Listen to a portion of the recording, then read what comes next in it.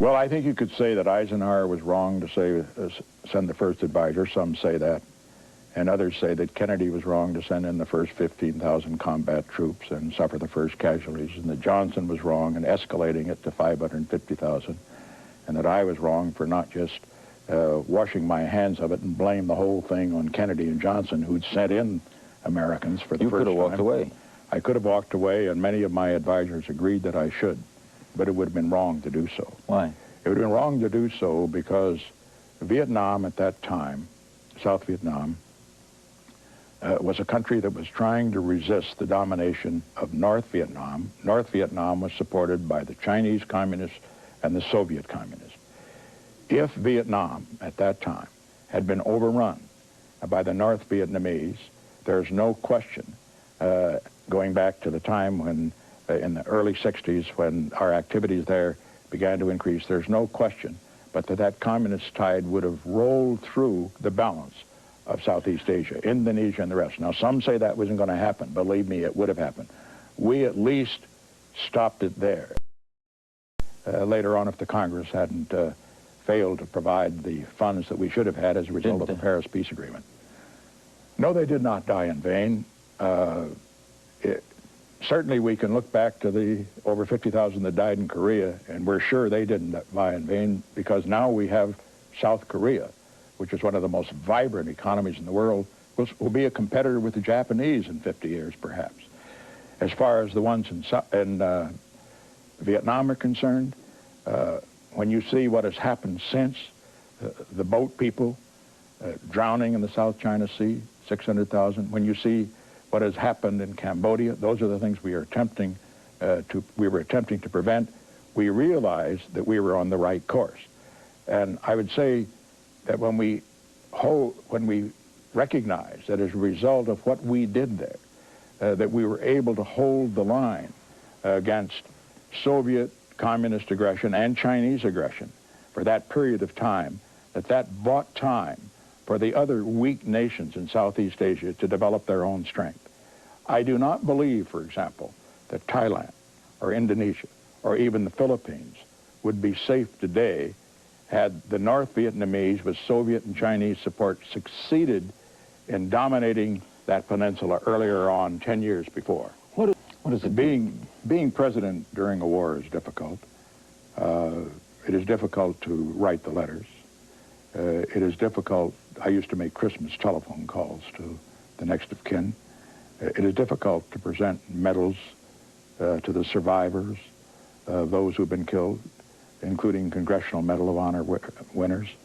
It's difficult to talk to the people the wives and children and loved ones of POWs. You know, we talk about our hostages today, and they're in 3-4 years or whatever.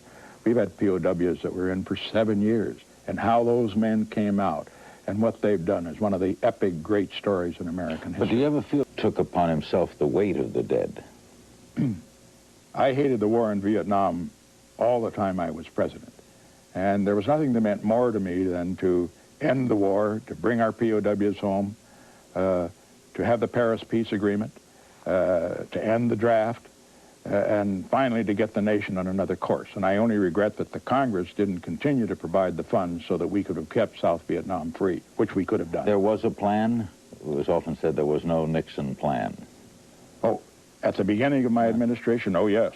The plan was simply to go to the source. The plan was to develop relationships between the United States and China, and the United States and the Soviet Union, who were the two major sponsors of North Vietnam, always. They weren't the only reasons that we did that. Without Vietnam, I would have still gone to China. Without Vietnam, I would have still opened the relations with the Soviet Union, but that was one of the byproducts that I hoped would be served. Nixon. Were those two Nixons? No, there were two different Chinas. Adlai Stevenson was wrong in 1956. That would have been the wrong time to recognize China, because China at that time was in an aggressive stage. It was trying to export communism all over Southeast Asia, into Africa, competing, as a matter of fact, with the Soviet Union in that respect, as it finally turned out. At the time that I went to China, China finally had turned inward. It no longer posed a threat to us externally. And at the time I went to China, as a result of what happened in between 1969 and 1961, China and the Soviet Union had split. At the time Stevenson made that rather foolish comment, China and the Soviet Union were still locked together with the Soviet Union, the dominant partner. You didn't at it than liberals. That's right. I would have made the move to China at any time that I thought it would serve the interest of the United States. It would not have served them at that early time. It did serve the interest of the United States after China and the Soviet Union had split, and when we could have a relationship with China, a nation which I knew in the next century, with 1 billion people, would be an economic and military superpower. Better to have a relation now rather than later. Also, you pulled off secret trips. It's amazing. It's great credit, incidentally, to the people in our administration, but let me also say it gives great credit to Henry Kissinger. I know there's a tendency later to knock Henry for because they say that he took a different view than I did on some of these things. We all had the same goals. We disagreed on tactics, but Henry Kissinger knew how to play the great game of geopolitics. He was the best, and without him, we couldn't have done it. I think he would agree, without me, we couldn't have done it. Now we'll talk. We have unlocked the doors that for a quarter of a century stood between the United States and the People's Republic of China. We must now ensure that the 1/4 of the world's people